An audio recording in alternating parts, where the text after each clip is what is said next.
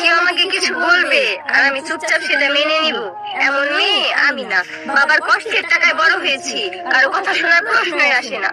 আপনি যত চুপচাপ সবকিছু মেনে নেবেন, কিছু মানুষের কাছে ঠিক ততটাই অপমানিত হবে।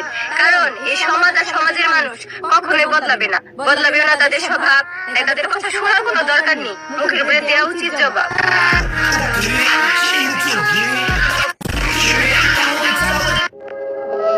বাবার হোটেলে খাওয়ার ঘুরো, বোঝো না সংসার চালানো কতটা কষ্ট। বাবার মুখের দিকে তো তাকাইও না, নিজের জীবনটাও করছো নষ্ট। সময় থাকতে সময়ের মূল্য দিও, করো না সময়ের অপচয়। এখন তো সময় আছে, এভাবে চলতে থাকলে নিশ্চিত হবে তোমার পরাজয়। আজকে বাবার হোটেলে রয়েছো দেখে বাবার টাকা উড়াচ্ছ, করছো না নিজে কামাই। একটা কথা মনে রেখো, টাকা ছাড়া হতে পারবে না কারো বাড়ির আদরের জামাই।